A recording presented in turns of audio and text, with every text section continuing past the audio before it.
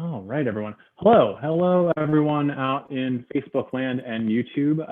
Thank you for bearing with a few moments of blank screen here as we got everything set up here. We're super excited today. That's our first afternoon live streamed Walking the Talk show on Highwire Improv. And it's a really special one. We've got a wonderful group of people here today, a combination of folks from the Highwire Improv community and the Queen City Comedy Improv community. And we're really excited. It's the first of two Walking the Talk episodes this week with Queen City Comedy. We're super gracious that when we asked for somebody to come and talk with us, they sent 6 people.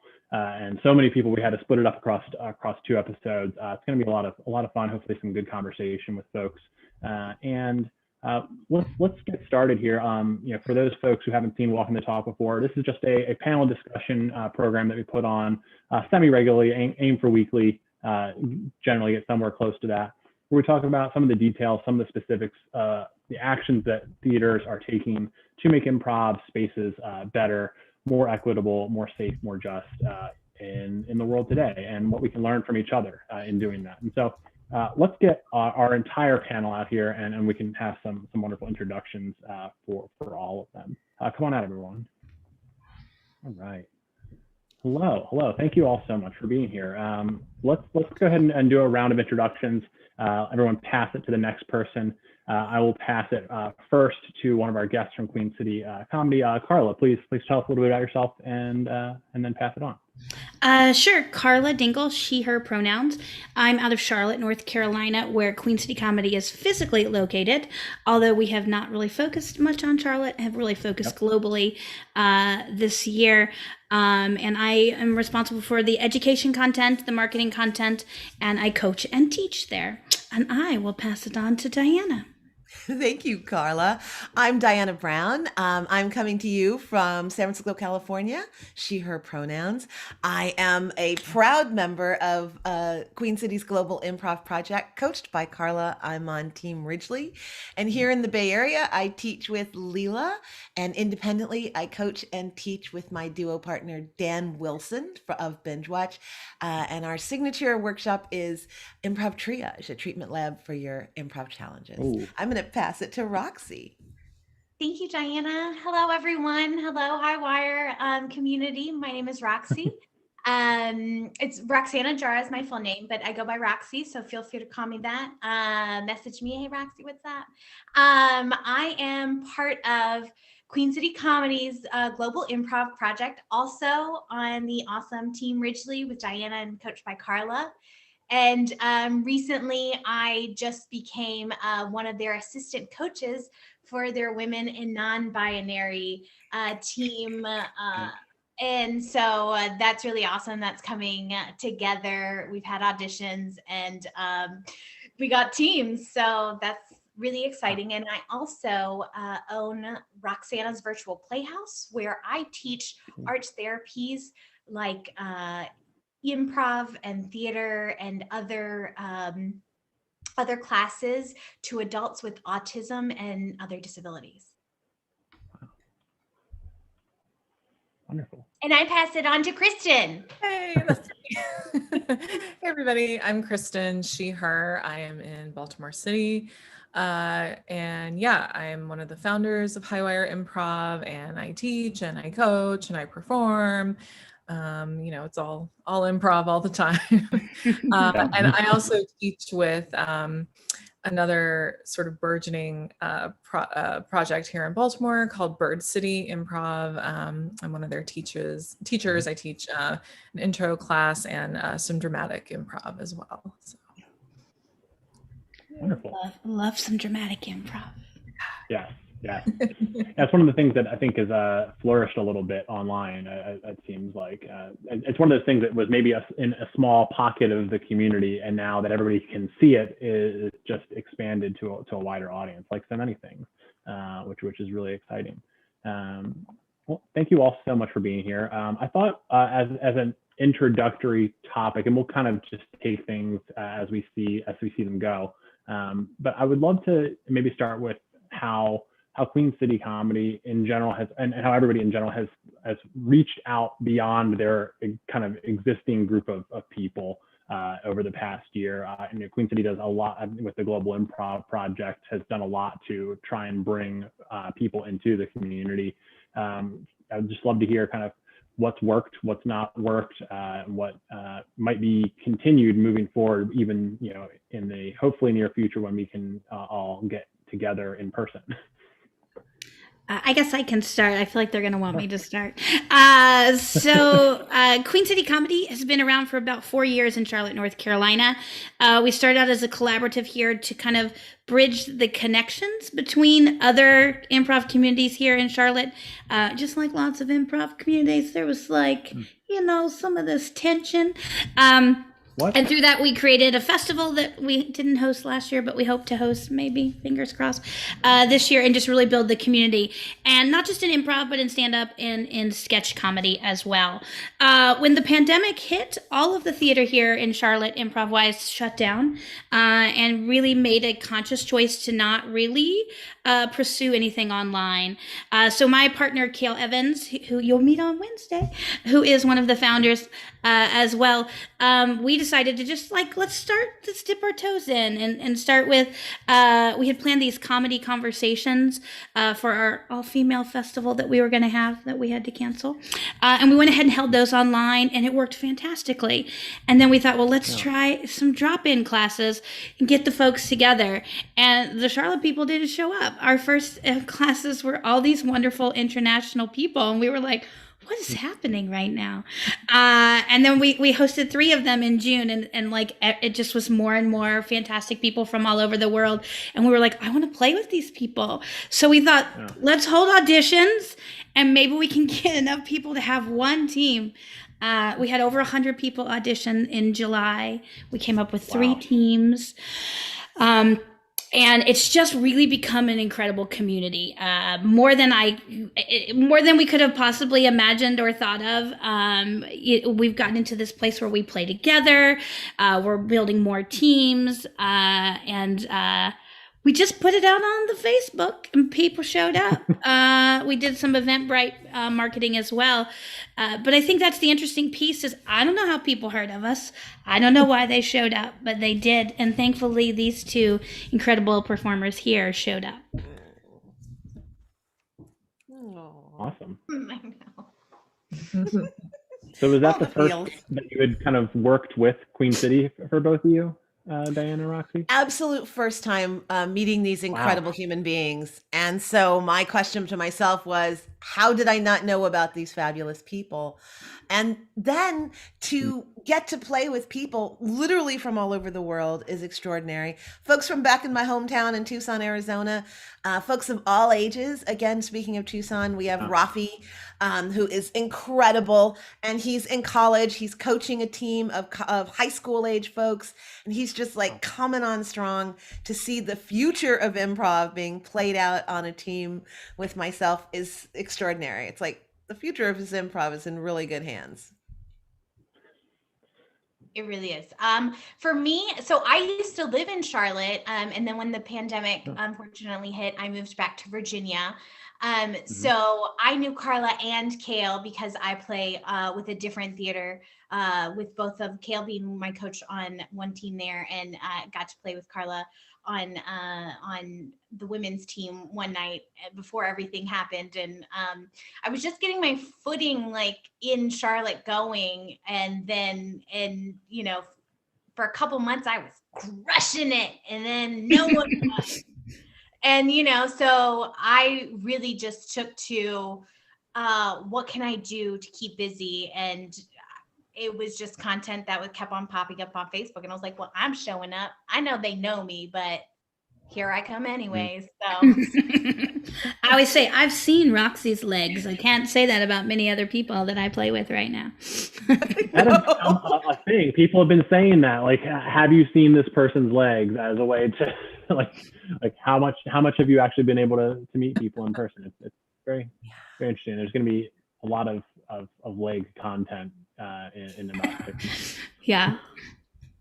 Can you really know someone if you haven't seen their legs? Right. That's right. Yeah, exactly. Well, you know, when this all started, I said something that I felt was incredibly shallow to one of my best friends. I said, I miss my shoes. Like many folks, I love my shoes. And there's a gal also in Arizona, Susan, her on screen name is Susan Little Lion. And she has started just posting pics of herself in her favorite shoes, high heels with goofy socks. And I'm like, go girl, you have legs. Now we know. Don't forget. Right. Oh, it's fantastic. It seems like it's been a resounding success. You know, you've got all these great teams, like all the conversations that you've been putting up. You know, what do you think is kind of ahead? Like, have you talked internally about how you're going to maintain some of those connections a year from now? Or yeah, I feel like in some sense the milk is out of the bottle and it's going to be hard to put back in. But at the same time, I also know how, you know, people can just kind of are going to be really excited to play with people in their cities again. But I feel like we can't lose this either. So I guess, have you thought about, is this going to be something that you maintain beyond the pandemic? I hope so. I mean, we just confidently built 2 more teams with the anticipation that this would be something that would continue. I think when we talked to the folks that auditioned originally, you know, we said we planned on at least 6 months. You know, when we got past 6 months of these folks being together, we're like, y'all still want to keep doing it? And like 99% of them were like, yes, please. So for me, as long as I turn on the Zoom and people keep showing up, we'll keep making sure there's things for them to do, and ways for them to connect with people who love improv, and not just like playing like improv together. Like we like to do things like game nights and stuff like that, where we just, you know, take the improv out of it just a little bit. So hopefully it'll continue. Yeah. I mean, I'm banking on it since virtual is literally in the name of my business. So it does not go anywhere. But yeah, I think the platform that I bring, I think I can reach. My goal is to reach a whole wide audience, like the Global Improv Project has done, reaching people all over the world who don't have that voice yet to say, this is what I want to do, or have the confidence because they don't know it's out there or no one's ever listened. So I definitely want to play with everyone because I truly think that everyone, improv is for everyone, theater, some sort of, even if you're not into it, like if you just need some creative outlet right now just to be silly or scream, whatever, I'm here for it. So we'll turn it into fun. So yeah, I am really hoping it never goes away.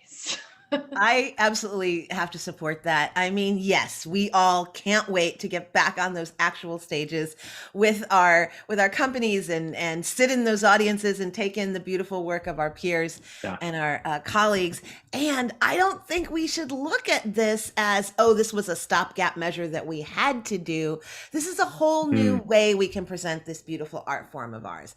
And so I want to make sure it continues because I started looking around for opportunities and decided to audition for Global because I teach and coach a lot.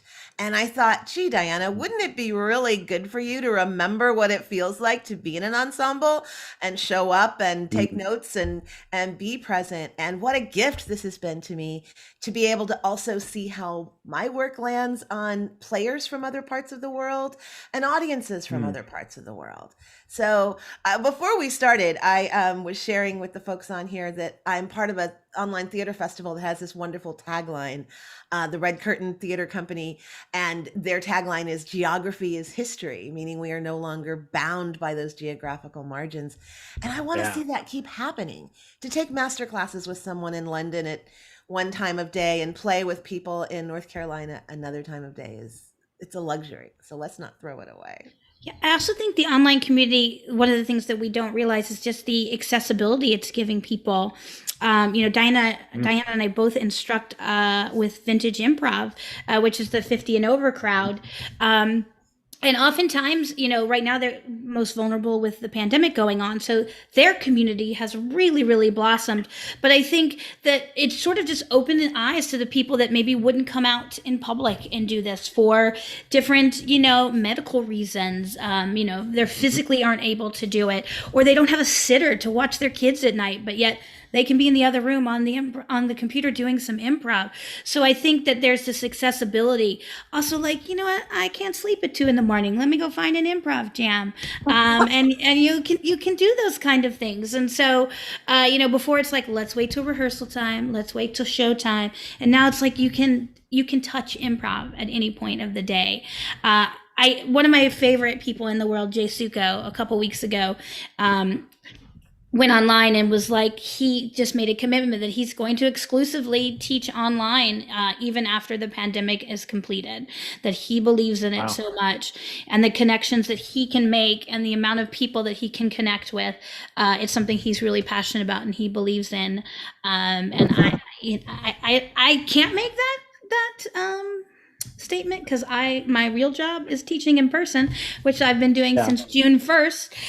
And so, but I definitely want to continue teaching online. I teach a lot of acting for improvisers and improv for actors. And so it's been a great tool to be online and really focus on the facial expressions and the drama and the reality and the authenticity and vulnerability. So that's not something that we probably would have had in a room. There's a little comfort with me being over here and crying versus me standing in front of you and crying. Yeah. You really touched on something, Carla, the accessibility of online improv for people. I've been thinking a lot about how do we change the culture of improv from this sort of exclusive, not super inclusive art form. Because I agree. I think improv is for everybody. I think it's it's the people's art form, right? And so how do we bring it to people and make it so everyone feels great about it? I've talked to a lot of people, in the recent months, particularly the over 50 crowd, who have been they didn't feel great about doing improv in person in these groups that are mostly 20 and 30-year-olds, because there's generation gap, but I think also people probably weren't as welcoming as maybe they could have been. So yeah, I think it's a great way to sort of change the culture and push the art form forward and get it and get it into as many people's heads as we can, or as many people who want it. Yeah, I think that's a great question. And I feel like as a white woman, it's not my job to answer the question. So one of the things that I've done is really try to give a platform to people and host these groups where they can talk and they can share to hopefully the right people that are listening what makes a difference in the community. Diana was on 2 panels for us, one which was an over 50 panel, which by the way was the most interesting panel I've ever been on in my life. They were smoking and drinking and having a blast. And then we did an all-inclusive panel to kind of start the conversation off with. And so I think it's giving people the opportunity to say what's working, what's not working, what's happened in the past, and what can't happen in the future. I don't know, Diana, you were on a couple of those panels. What are your thoughts? Well, it's so true that improv has been incredibly siloed, both, individual companies and age groups. And that to me is one of the miracles of online improv, is seeing people of all ages playing together. And it's one of my greatest hopes that when we do go back, because we have had this intergenerational mixing, that we will then see more teams that have that parity, that wide range, because shouldn't we surround ourselves with people of all ages in our lives? And shouldn't our work reflect life? So how wonderful to see somebody in their 70s playing a 3-year-old, and somebody who's 16 playing a 90-year-old, and somebody who's 27 playing 47. And we're not limited by that. We're not in improv, we can play anything. That's one of the main reasons I got into it. So let's see us do that intergenerationally. So that's a biggie for me. Thank you. Yeah. Yeah, it's amazing how we can forget those improv rules when doing our improv organization stuff, right? You can play anybody, but we forget to kind of make space and help people remember to do that. and one of the things I heard, I think actually it was a workshop I took through the Edinburgh Improv Festival over the weekend. Just the idea that the fact that people are talking about the problems with improv is such a good thing. Like I think there's been I've certainly experienced this kind of, it's all great. Improvisers are amazing, and it's such a wonderful, art form and community. And it's perfect. And then if you like, well, I didn't like how something went, and then you're like, really? You don't like how improv is? It's magical. What's going on? And the fact that we're now all like opening eyes and making space for people to say, hey, no, this isn't actually as good as it could be, is really, really encouraging to see. Yeah, we had Colin Mockery on one of our diversity panels, an LGBTQIA panel, because now that his daughter is out in the public, he's really sort of talked about changing his perspective and looking back at some of the body of work he's done and like cringing upon it. And I was like, oh, I'm so glad you said that, because I said it too. But my body of work is not on 16 platforms to be streamed every single day. So I think, as the world is evolving, like we have to evolve.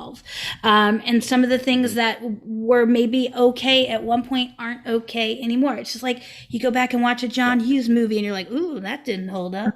I love John Hughes, but I'm like sad that I'm like, oh, did I love this then? Oh, right. So I think it's really like examining ourselves from the inside, but really listening to the community and like what's out there. And then also just making it accessible. Finances for so many people pre-pandemic were inhibiting, but now with pandemic and job loss and, gig performers and just the cost of it for some people is so prohibitive. Yeah, I mean, I'm in San Francisco, one of the most expensive cities in the world. And, we are in a very lucky situation in that we have a large population that makes a really good living, that is able to pay for classes. And then comes along the pandemic, and suddenly the idea that, we need to make this easy and accessible and in some cases free. So Leela has started some scholarship programs and definitely been working, and that's the company I teach for in San Francisco, definitely been working to be more inclusive of all peoples. And learning to do that is a process, right? And the only way we can learn to do that is to listen to those communities we need to serve. And even just creating the space to listen and understand can be really challenging. So we're still learning how to do this. And whenever I feel like, oh, we got this, then I'm like, oh, we don't got this. We're still trying to figure this out. So staying humble and open-minded, I think, is a huge part of this process. I'm constantly being reminded of what I don't know on a daily basis. I think that's a great point, Diana. We immediately started a scholarship program as soon as we went online. And really, we've really connected with a lot of folks in India, and I'm an ignorant American. And what I learned quickly was just how unfair the conversion rate was to the US dollar for them. And so I thought, great, let's offer scholarships. And, we've offered over 70 scholarships. We ask our instructors if they would like to donate scholarships. So when Diana taught for us, she donated some scholarships. But then recently there was a conversation in one of the groups in India that maybe there's a different way to do it, because constantly asking for a scholarship doesn't feel good. And that was a new learning for me. I thought, well, great, we're opening the doors, we're giving people these opportunities. But if they don't feel good asking for the opportunity, I'm not doing all that I can do. And so there was a conversation around pricing and maybe different pricings based on levels in the world, and there was a link to the World Bank, and I'm a theater major, so numbers hurt my brain, and so we're starting to look at those things and see how we can do that, and I don't know the answers, because again, you don't want me managing anyone's money, but I think that's another thing about accessibility is, just because there's a scholarship doesn't mean someone's going to apply for it. So that's a new learning for me. I took advantage of the scholarships provided by Queen City Comedy during the pandemic. I probably till the end of the year, because I was in that boat where my job went up in smoke because of, it was indoors. And, you know, I was forced to swim. I'm a swimmer anyways. I'm not going to sink. But, you know, opening a business with like negative $3 in your bank account doesn't bode well. But I know that they've given me opportunities that have opened me up to learn. And I'm just one of those people that are like, all right, this is what I have to do now to survive. And I've been also fortunate enough to be coming back home. I know it's not ideal, but it's not a way of failure. I have taken myself off that list and said, I've created something, not just for myself to survive, which I feel good about.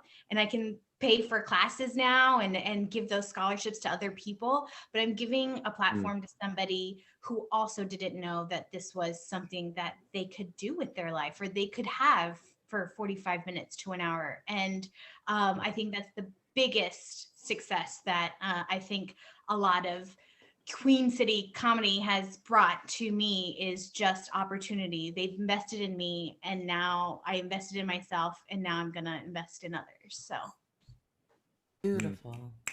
That's beautiful, Roxy. Thank you. And also with the students, so I teach primarily and partnered with a company based in Maryland, and they're called CSS, Community Support Systems Services, and even talking to them, like, I know what it is to work in nonprofit establishments, fighting for money, fighting for grants, for people to have just be accessible to have arts. That's still a struggle. Like even take away that monetary, I can or I can't, just to not be seen, just to be like, no, we're going to glaze over you because number one, it's arts. And number two, you're different, is something that, you know, they have to fight for on behalf of me to also give back. And it's just one of those cycles that you're just like, will it ever end? Can it get better? And I think it is, or at least I'm new to it. So I'm here for the long haul to see it the best it can be with everyone, because it is for everyone. Yeah, money, I feel, is one of those really sticky topics that like nobody wants to talk about ever anyway. And especially in improv, it's just, you know, my friend Tavish Forsyth, he's an improviser and teacher, and you know, he's really trying to like push those uncomfortable conversations. Like he'll say in his emails, hey, I'm a teacher, I run this company, I live below the poverty line, so tip me, and here's how you can help, here's how you can support. And I think we just have to be like, you know, more open about that, because, you know, we want it to be accessible for everybody always. But then on the other hand, it's like, okay, well, we do at some point need to make some money in order to keep everything running. So it's this really difficult line I feel like we all have to walk, you know? Yeah, it really is. And when we started doing everything online with Queen City Comedy, one of our mandates, I guess, I don't know if that's the right word, was we will not be a pay for play environment. So if you are on our improv team, you do not pay our coaches. That doesn't mean the coaches don't get paid, but you do not pay our coaches, because we wanted everyone, regardless of where they were or who they were. So our improv teams do not pay to be a part of our program. And so, you know, we thought, hey, we might do 6 months of this. And now we're like, hey, we might be doing this for 10 more years. And so, yeah, we have to look at our business model a little bit differently now, and kind of think about some different ways of doing things. And some of that for us has been bringing in some bigger name instructors as well, to obviously, you know, bring a little more spotlight to us, but also is really partnering with other organizations throughout the world that are doing great things. So I would love to host an improv jam every week, but I don't have time anymore. So I partner with a great organization called Pineapple Virtual Theater that Chris Griswold's doing. And so he's running our improv jams as a partnership with us. We partner with Improv Comedy Bangalore and Glossip Improv, to run our game nights. And then we just started partnering with World of Improv with Assad Khan, who's going to be hosting audio only jams for us once a month. So I think as a community leader, I hate to say that word, but I said it, I'm sorry. I think it's important that like it's not about how you look, it's about how we all look as a community, and reaching out to your partners and giving them the opportunity to shine and bringing more of a spotlight to them as well. I just give like, support is theaters. I feel like, and I don't think that this is like the case, and I've seen a lot of in my theater. I just love the idea of like normalizing, like, yeah, let's support, but it's like there are rules we forget. It's like, yeah, let's that's really important. Did everyone else catch about half of that? Yeah, but I think I got the part about Yeah. supporting people and like making that Yeah. be the focus, which I think is what Kristen was saying, but I'm not sure. Yeah.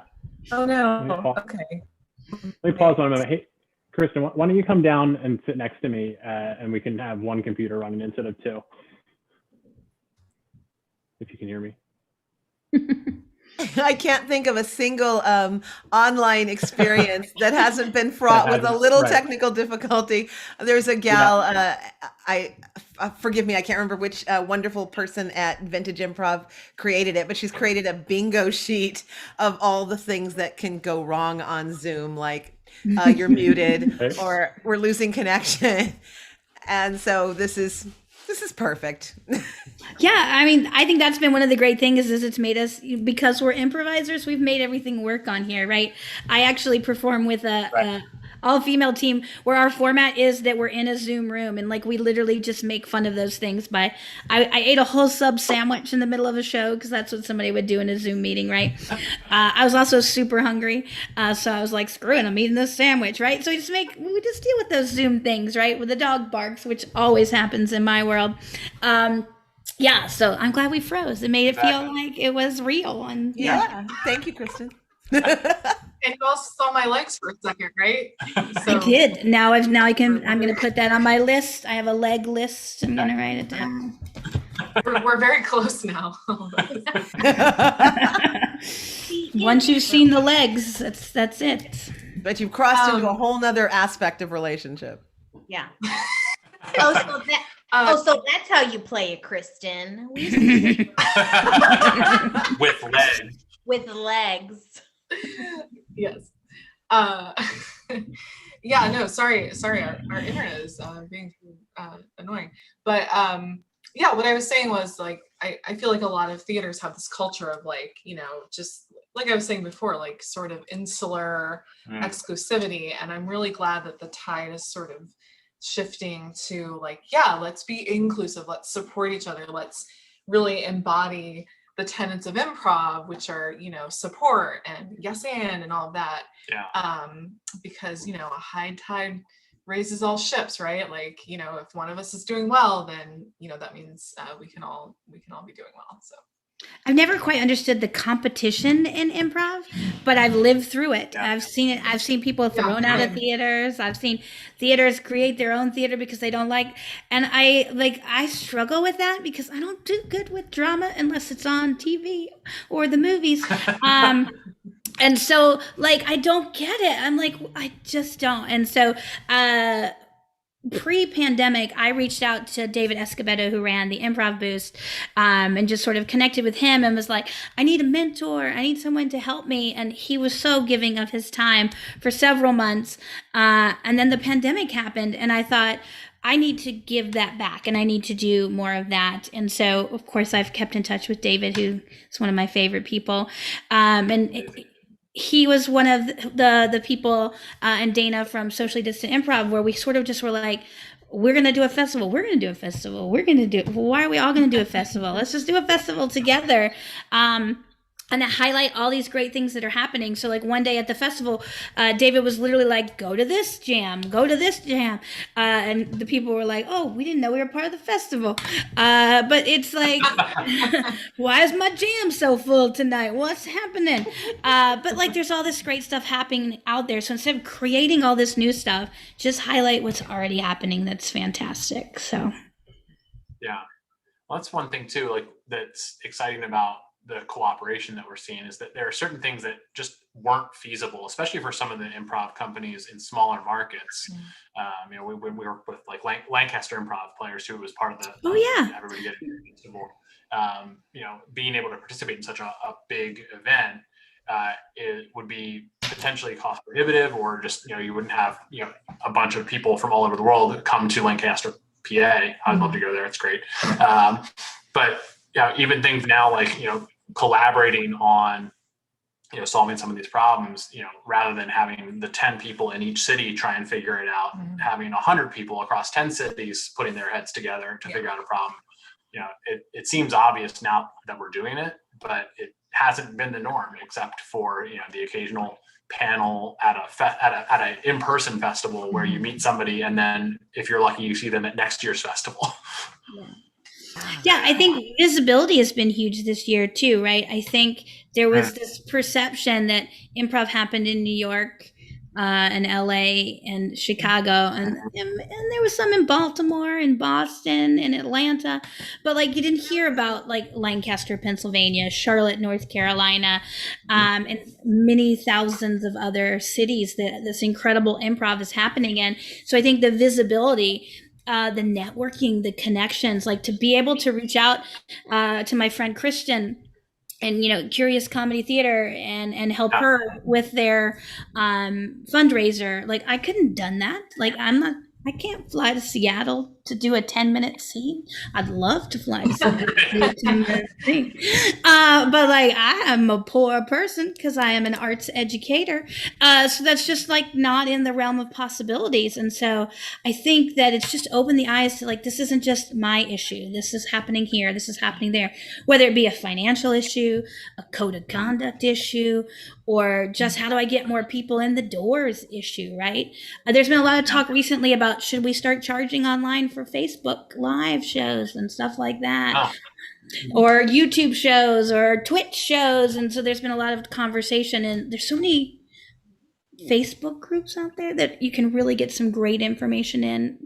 That existed, but I don't think they existed in the way they are now. I'd love to talk to some of them and be like, how many people did you have pre-pandemic? How many people do you have now? Because I think it's just great sharing. And then I get to like take classes and work with these people that I'm like, oh, they're so good. Like I'm going to tell a little secret here.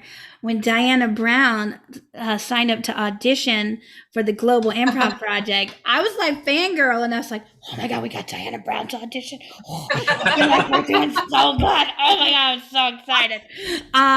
She's like, oh, another secret. Yeah. Carla messaged me and she's like, Diana Brown. Like we just, we're hosting a global 3-on-3 tournament, and Will Hines is participating. I was like, Will, now Will did teach for us, so he should know who we are. But it's just like those are things that could never, like I would have never reached up and called Will Hines on or emailed and be like, would you come to Charlotte, North Carolina and teach, right? I don't think I could have afforded that, but I can afford him to turn his computer on. So yeah, exactly. And that's just remarkable. I remember I was looking at booking a workshop with Parallelogram and Phonograph out of Austin.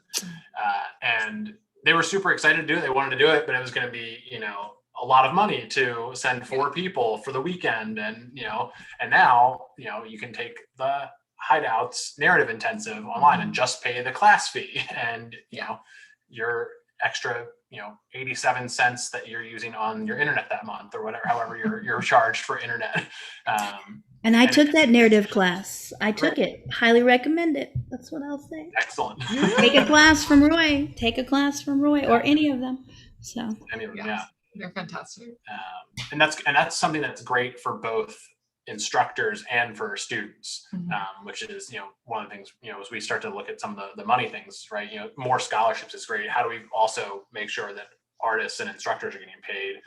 You know, that access to an entire world of students means instructors can have more workshops. They can fill more classes in a way that was, you know, much more difficult before. And they could even do, you know, a workshop in California and in Boston on the same day, which was previously impossible. Yeah. Yeah, it's truly mind-blowing, Barry. Absolutely.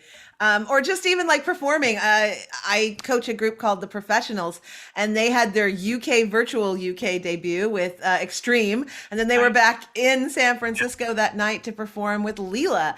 And just, you can't do that unless you have a magic, transporter device, which, we all want. We do. Yeah.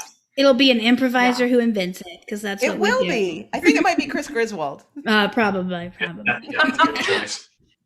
Yeah, I think like I at least at Highwire I think we're gonna keep the online stuff. Absolutely. Certainly, I think we're gonna hopefully have online classes, and I don't see any reason why we can't stream shows.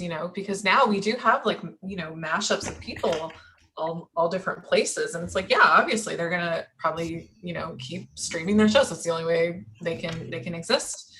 And we were even talking the other day about like what like when we get into a physical space again, like what could our setup look like? What kind of equipment do we need to like properly stream a show? Because I've seen theaters stream shows before, but a lot of times it's very difficult with improv. There's always sound issues and things like that, but surely there's a way to do it. Yeah. There's some setup we can make. So I think the streaming and the online classes, I don't have any authority here to say this, but I think it's here to stay. I really do. Yeah, I think we'll see obviously some reduction in numbers once people can do some in-person stuff. But I've worked. I've been talking to a lot of the folks in the UK, especially at the Nursery Theater, about kind of that thing. What's it like after? And I think that there's just an audience for it, right? I mean, here in Charlotte, we have our local community. There in Baltimore, you have yours. But then we have this extended community that can't come and be with us. And so making sure we're continuing to do stuff like that. Will the frequency be as much? I don't know. I mean, if you look at some places like, I don't know, the nursery, like they're doing like 30 electives a month. They probably won't do 30 electives a month once the world is completely open, but maybe they'll do 5 or 10. I'm teaching a couple classes a weekend, and maybe I'll just teach 1 class a weekend. I don't know. It just really, really depends. So I think, there will be opportunities, but it'll be a little bit more focused, I think, like really looking at what are the successes, what are people really looking for, what are the needs that are out there.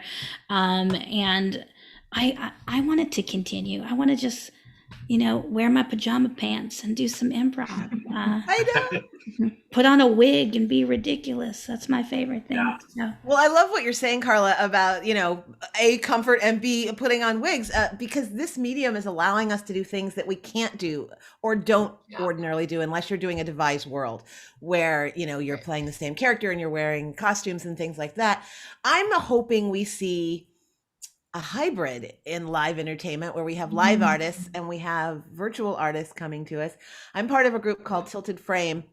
And way back in the day, we were doing LA to San Francisco show. So we had live show in LA, live show in San Francisco, and then we were connected through, remember Skype? Oh, the trouble that brought us. Oh. Wow. And you can just imagine all the chaos and mayhem that went with that. But we were doing it. We were doing it from 2 different cities.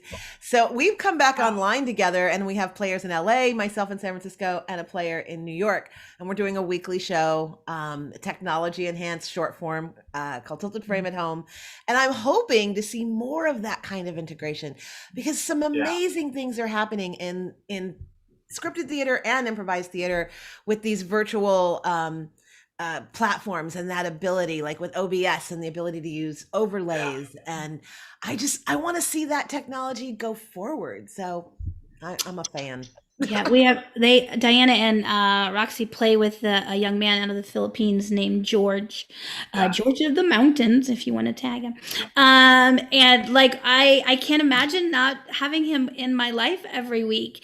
And so I'm like, we're going to get a big screen and we're going to put you up there and we're going to improvise with you. And he's like, okay, I'll do it. So I think there'll be a lot more of that kind of stuff happening. I don't know how to do any of that, but I will find the people to make it happen. But I think that's kind of be the new thing, right? You saw it last night in the Golden Globes, or some of those where the acceptance speeches, they were sitting on their couches, and there was an audience, but and then there were hosts, right? So I think it'll be a while before the world feels 100% comfortable to sit back in a theater and laugh. There will be people that are like, please get me laughing. Absolutely. And I applaud all of those people. But I still think we're looking at probably 2 years before we can, I don't even want to use the word normal, but like get back to a fuller house and a comfort level. One of the very last shows I did was a year ago yesterday, and there's this picture of us on stage, and there's literally like 7 performers stacked on top of each other. And I am outside looking at them like, I'm not getting on anybody. Nobody wants that. But I'm like, when will that happen again? Right? Like, even when we get back on stage, when will that happen again? Yeah. And I think you see people still coming out like because we just talked about George. George does improv till like 2 a.m., 3 a.m. He starts at 2 a.m. He starts at 2 a.m. He takes like 30-minute power naps. And I think there's that's that love, that's that passion for believing that this is something to fight for. And you get people that do that. I mean, I've woken up twice at 5 a.m. and I'm like, who am I as a person? What am I doing? But then when I get into the room and it's improvisers and we have fun, it takes away time. It takes that time barrier goes away. And in a world where we don't have as much structure, it's a little frightening, but at the same time, when you're having so much fun doing something that in your heart makes you happy and better, like, I just don't think why should it go away? I don't think it should.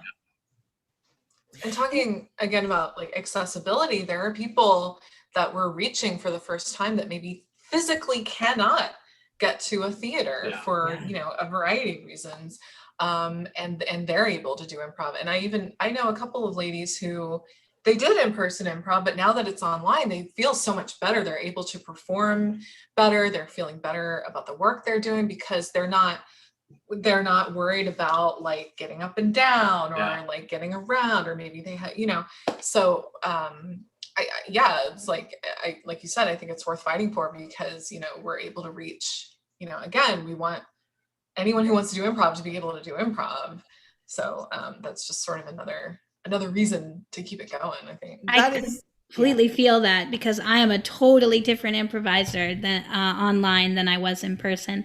I feel like I have dramatically improved and have been less fearful as an improviser. I love how we notice more on here.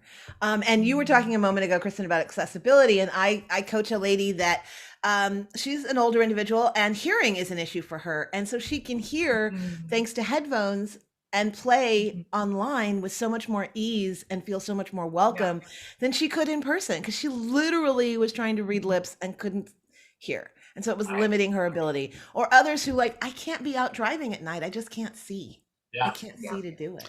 Yeah, we had an email recently. Paul Valancourt is hosting a workshop or a master class for us, where it's radio plays is what it's about. So you don't need your camera on. And so we had an individual who was blind who reached out and is like, is this going to be okay if I never turn my camera on? Absolutely. That's the whole point of this, is that we can have that accessibility.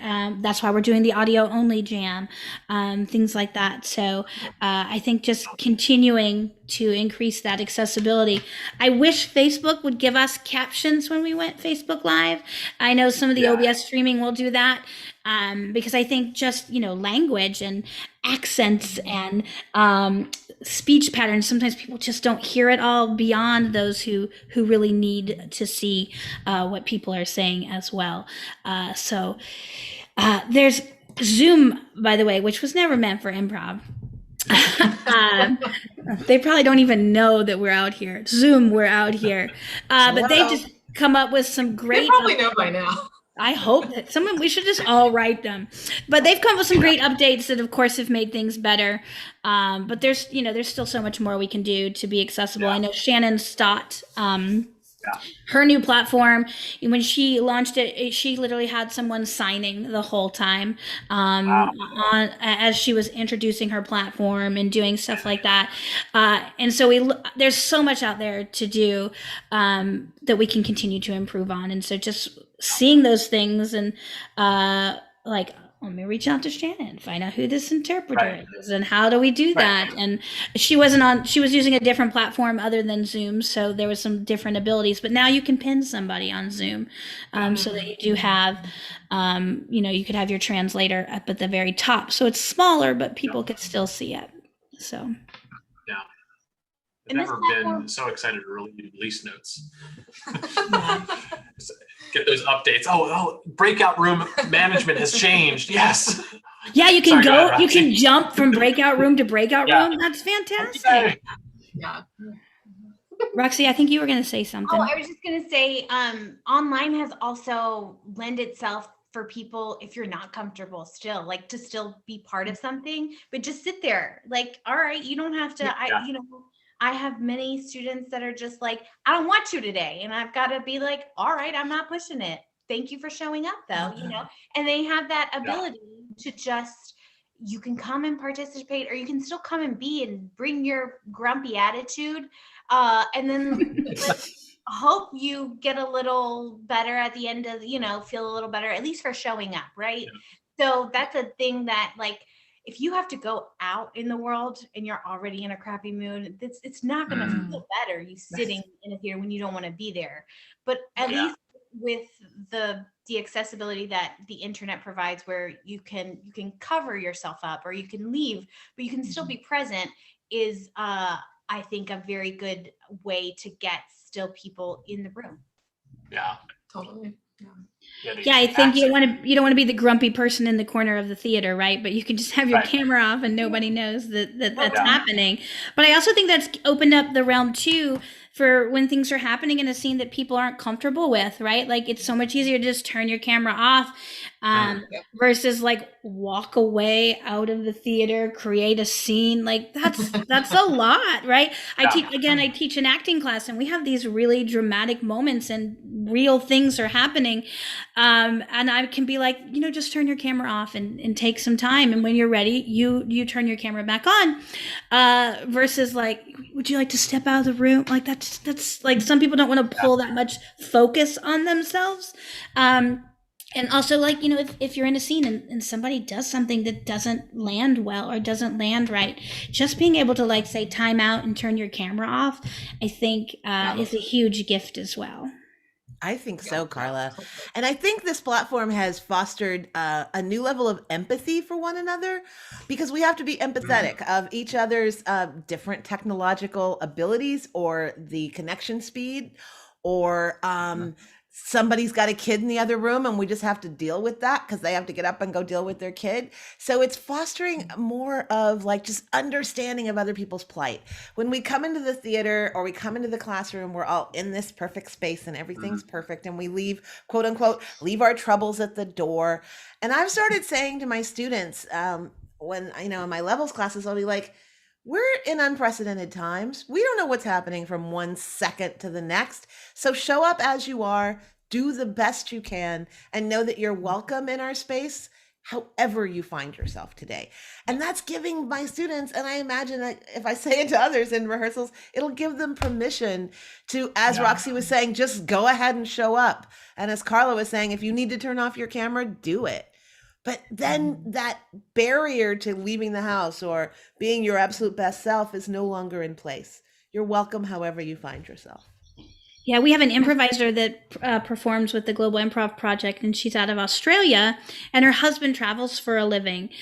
So she'll be in a rehearsal with her 18-month-old sitting on her lap doing improv on Zoom. if she had walked into the theater space with an 18-month-old, like, no, like everyone would have been like, what? I mean, maybe they would have been nice, but like, she can turn her camera off, go put him down, turn her camera off, give him a bottle, turn her, whatever she needs to do, and continue to be there and be engaged, where that's not something that she would ever have been able to do before. Plus, she's someone we played with in real life, and now she's in Australia. And so we can connect and play with her again for the last year, which has been phenomenal. Yeah, that's really another barrier that's hard to overcome in the real world. Like, what do you do? Like, people get, I think, treated differently, or maybe don't make teams sometimes because they're like, well, I may not be able to attend every practice because I have to work, or I have to pick up my child from school, or so that's just one more barrier, in the real world that is a lot of the times extremely unfair. So it's sure. I'd love to do improv. Yeah, I'd love to do improv 5 nights a week, but my husband's me like, do you live here? Right? If I'm out and about right in the world. Whereas if he just goes to bed and I get on and do some improv, like, no big deal. One of the folks in India, because it's such a difference in time zones, I have one class that was 2 hours earlier than the other. And I was like, would you like to switch classes? And he was like, nope, I'm going to wait for everyone to go to bed, and then I'm going to do the improv. So I don't have to worry about anyone else, and I can really focus. And those are just the things that we, rehearsal at 7, rehearsal at 8 over here at the theater. Like, that's how it always was. And you can either be there or you couldn't be there. Or you couldn't go hang out afterwards because you needed to get home because you were paying a sitter, and all of those things that we've taken all of that off the table. So I remember having attitude toward people about like, oh, well, you should be at practice. Like, you should just make every practice if you want to, perfect your art form and be an art. Same. You know what I mean? Like, I really was like, well, I'm here. So, but yeah, that's been another sort of blessing of all of this, is learning, like you said, how to be more empathetic, because none of us understand what's happening. And so, anytime anybody doesn't want to do anything now, I'm like, yeah, I get it. Cool. See you later. I don't question it. I'm like, yep, you do what you need to do. And so I think, that's just a great thing, I think, to be more empathetic and, just understanding, because and even when we go back, maybe it's, one in-person rehearsal and one on-camera rehearsal, so that we are able to like make sure that we can see each other more and keep those connections going. I don't know. I think sometimes people are more focused on Zoom than they are in person. Like you get off on a tangent on this and that. And so I think this is a great format for learning forms, right? And learning a new structure, and then maybe going to put it into play, or getting a coach from California to come in and like watch the team perform and give notes, whether we're live and the coach is on Zoom watching us. So there's just so much more that even when we go back that we can use to really enhance the art form. And our world has gotten bigger. Let's not let it shrink back down again. I'm planning a tour now. I'm going on a tour. 2023. I'm hitting Europe, and I'm just gonna keep on going until someone tells me to stop, or the money tells me to stop. I mean, I think it's a really good sign for all of us, and I think it's given me a lot of like hope for the future of improv. It's like, okay, look what we can do when we all band together and support each other, and like look at all the cool things we're doing, and despite everything being a dumpster fire, look at the joy we have still. And it's like, we're doing it, I mean, I really look forward to getting on stage, like on actual stage, with all of these people that I've met through the internet, actually like had connection with, and look at them in the face, and how much more deeper and richer is that going to be? It's going to be beautiful, because we have learned to listen, to really just, I think, love one another. Like, we haven't been in our scenes. Like, we just look for that laugh, or we just look for that good entertainment focus.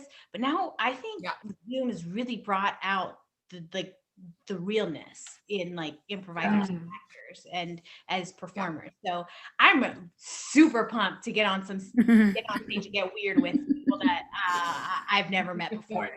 I'm real excited about it.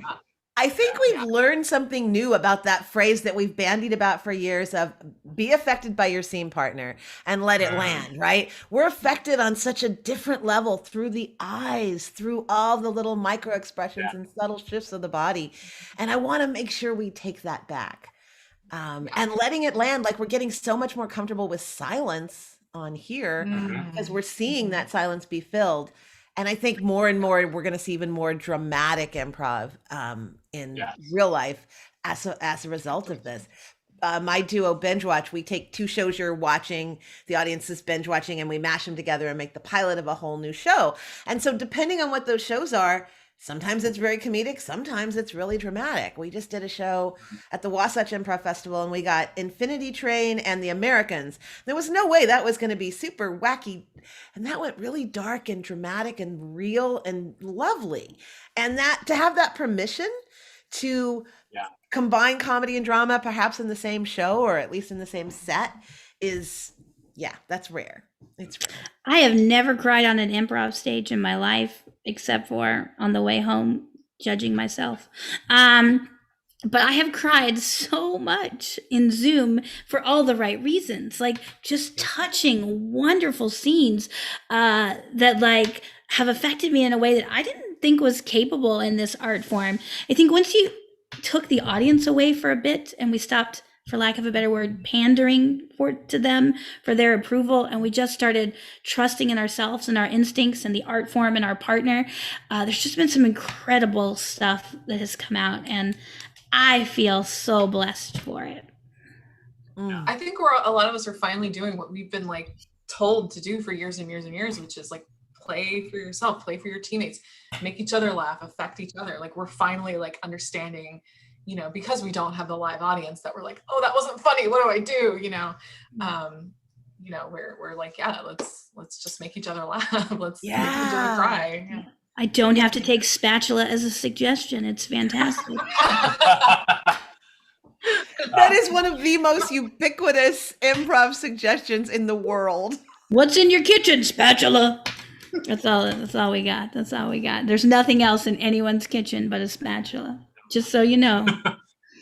True. My mother saw me do improv for the first time over Zoom. She's never seen me do improv in real life, and it was so funny because she's seen Whose Line Is It Anyway, but she hasn't seen like a lot of improv. And so immediately after, she was texting me like, "Well, you should have done this, and you should have said this, and you should have taken that." And I was like, oh, "Great, Mom, thanks." Yeah, I had that same experience. We put in the very beginning, we did a Mother's Day show. So it was all female cast and we brought in our mothers into the Zoom room and streamed it live. No, my mom was the mom that was like, "Hey, can y'all hear me?" Right in the middle of a scene. And we just used it in the scene. But yeah, she's in Kentucky far away and is almost 80 years old. So she can watch me perform, and I've been performing since I was 5. So it's something that she's always enjoyed watching. And so it's been really, really cool to just like, open up that audience to some loved ones that wouldn't drive or fly or be able to do those things to come see you perform. Yeah, I think that's a big theme from everything I've heard today too. It's just like how the technology has added to what we had previously done. And, it's not a replacement, but when we, move forward, it's going to be, let's take the best of what was happening in person and the best of what we've learned here. And, the hope is the result will be even better than what we were doing before. It won't be normal, it will be new. So, well, this has been wonderful. I want to thank you all for joining us. Thank you. Typically at the end of these, what we've done is we've had everyone both plug themselves and then plug somebody who's not here. I love it. In this space. So start with you, Diana, and where can we find you? And who else is somebody we should talk to or learn more about? Oh, thank you so much. Well, I'm Diana Brown. I'm working in San Francisco with Leela Theater. I'm on the leadership team there, and I teach levels 1 and 3, and I direct one of their performing improv ensembles. And I also have my own show, Binge Watch and Friends, with my duo partner, Dan Wilson. We are Binge Watch, and we do a bi-monthly show where we bring a guest on and build a forum around them to showcase them and make them look good. Let's see, who do I want to shout out? I want to shout out the wonderful folks over at the Wasatch Improv Festival and the group Quick Wits. They're humble and kind and delightful people. They're in Salt Lake City, and you want to get to know them. It is one of the best festivals out there, and I've been to a lot of them, so trust me when I say it. So check them out, both virtually. I think they have a weekly show, and when you can submit to go back in person, do yourself that favor. Thank you. Awesome. Thank you. How about you, Roxy? Roxy, you can email me at if you want to know more about Roxana's virtual playhouse. If you think anybody will benefit from it, that doesn't feel comfortable doing with improv with their community, just let me know. I'll drop it in the link, but it is Roxana Virtual Playhouse 20@gmail.com. And I'm getting stuff up and running, but I'm still an improviser and a performer, so technology's still on the back burner sometimes for me. But yeah, and I would like to plug, there's so many people to plug, but I really love Marie DeWall and her work, and Claudia T. They host an ISL, which is improv in a second language. So improvisers that learned improv in English but are native speakers in other tongues feel more comfortable improvising in their own stories, in their own language. And I think that's so beautiful and so cool. And yeah, check her out. She's got a lot of stuff going on, but the ISL improv jams are once a month. Yeah. Nice. Lovely. Thank you. And Carla. I have so much I would love to shout out to, but I'm going to say we need to, as an improv community, focus much, much more on the Asian community. What they're doing over there is fantastic. So Kurt Mabry at SMAC, Jay Villanueva and some of the other performers in the Philippines, Siddharth and Lakshmi at Improv Comedy Bangalore. And then don't forget South Africa. Paul Rabinowitz is doing some incredible stuff there. So improv is not just in the UK and the United States. It is all over. And we can learn so much from those communities. So definitely reach out to some of those people. Some of them are just announcing some great new initiatives and new programming. So some fantastic stuff out there. If you wanted to take a class with me, I have an acting for improvisers class coming up starting in April. It's 8 weeks focusing on scripted and non-scripted work and how to use improv and dramatic improv to really enhance your on-screen and on-stage performances. And that's at Queen City Comedy. Excellent. Thank you so much. Do you want to plug anything, Kristen? Sure. Yeah, well, check out everything we have going on at Highwire Improv. Tonight we start our March Madness of Improv Festival. So for the next 31 days, we're gonna have extra shows at 9 and 10 o'clock that are gonna be streamed on Facebook. Yes, right? Both Socially Distant Improv Facebook. Oh, love them. Love Dana. Yay. We're good friends with Kim Malou, so I will shout out her. She's amazing in every way. If you have the opportunity to work with her, she's one of the most wonderful, supportive people. So me personally, let's see. I've got my show that I produce. It's a monthly bit show. It's called The Bite Show, this Saturday at 10 o'clock at highwireimprov.com. It's little 5-minute bits. They're scripted, not scripted, sometimes a combination of both. And it's super weird and fun and just off the rails, and everyone has a great time. And so I'll shout out Kim, my friend Tavish, who runs Bird City Bird City Improv. Awesome. That's it. Okay. Wonderful. Thank you all so much. Could I shout out one more thing that I forgot and I feel really bad? All right, awesome. I don't like to talk about myself, so that's why. So myself and one of our instructors, Jen Bianchi, are teaching a class on March 21, or it is a 4-hour learn to improvise class, and 90% of the spots will be scholarship spots. So if you know somebody who wants to take classes or can't afford to take classes, or who hasn't been online and maybe wants to dip their toe in, it's 4 hours. 2 instructors will be split into rooms and kind of working with people. So again, just those opportunities are out there for people who maybe financially can't afford it. That is wonderful to hear. I forgot. Yeah. It's going to keep going. Yeah, go for it. I forgot to plug my own show. I love to talk about myself, yet exclude all of the things that are important. I'm sorry. So on the 17th, my students are going to be doing a show. We're under Queen City Comedy.